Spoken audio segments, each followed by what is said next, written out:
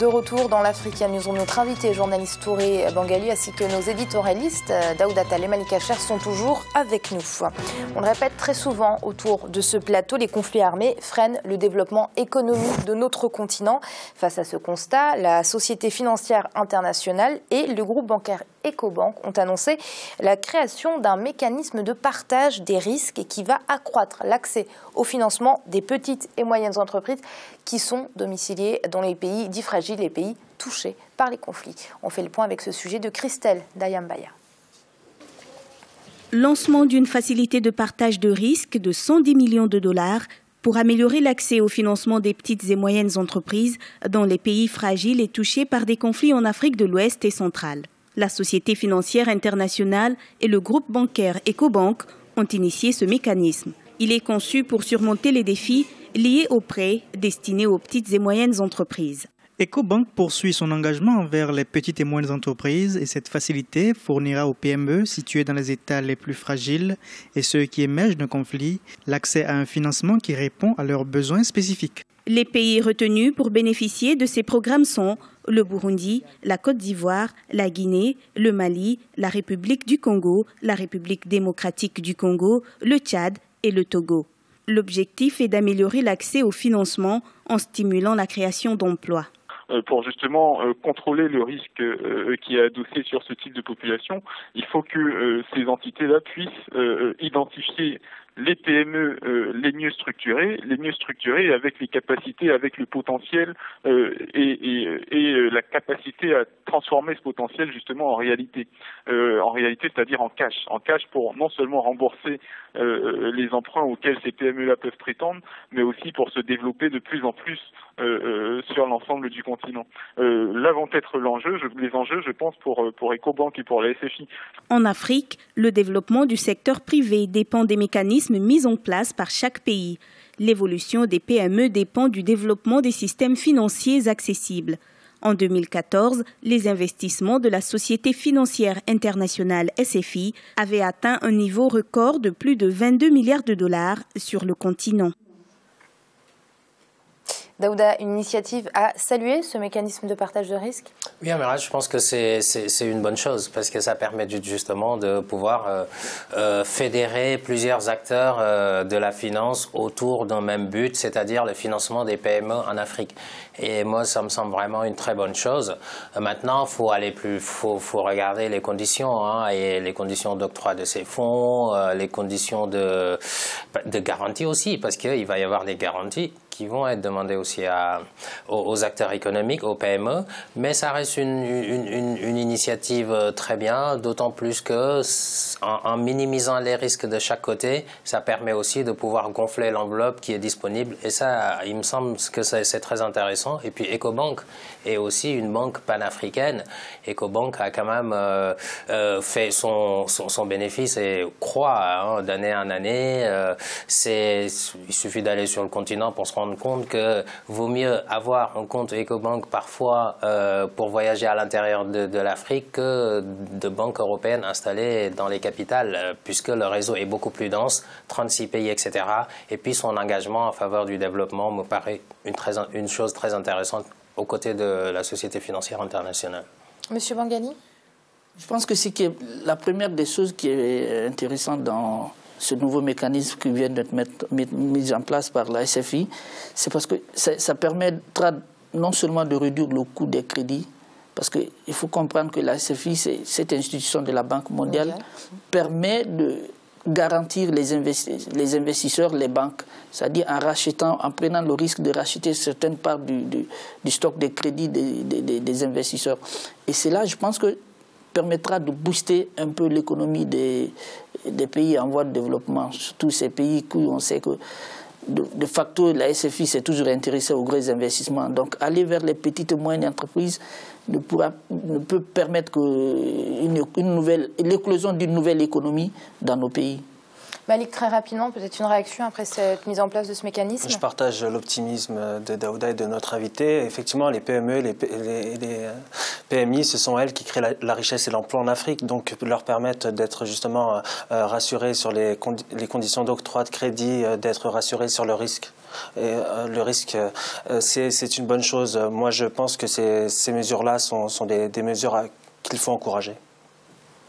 L'Algérie a connu au premier trimestre 2015 une hausse des prix à la consommation de 4%. C'était en avril. Pour ce pays dont l'économie, nous vous le rappelons, repose essentiellement sur les hydrocarbures, la hausse des prix constitue un second poids pour les populations. Christelle Dayambaya. En Algérie, le taux d'inflation est en perpétuelle hausse. Il a atteint 4,5% en avril 2015 contre 4,1% en mars 2015. Pour les 4 premiers mois de l'année en cours, les prix des denrées alimentaires ont augmenté de 6,9%, les produits agricoles frais plus de 10,41% et les produits alimentaires industriels 3,6%.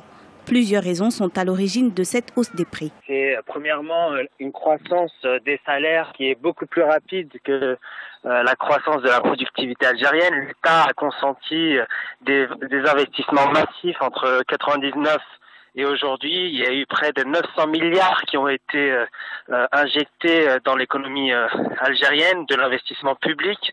Et cet investissement n'a pas donné les résultats escomptés. La productivité de l'économie algérienne est encore faible. Une autre raison, concerne beaucoup les produits agricoles. Ça, c'est dû à la prédominance de l'informel dans le secteur agricole. Il y a une multiplication des intermédiaires. La maîtrise du taux d'inflation constitue une préoccupation constante des pouvoirs publics. Les efforts sont fournis pour diversifier l'économie et sortir de la dépendance vis-à-vis des hydrocarbures, ce qui permettrait de redynamiser l'emploi, surtout des jeunes. L'inflation a un impact négatif sur le pouvoir d'achat des Algériens, notamment depuis ce début d'année. Nous sommes dans un contexte économique qui est difficile. Le dinar est en train de se déprécier sur la scène par rapport aux devises étrangères. Donc, totalement, les prix augmentent.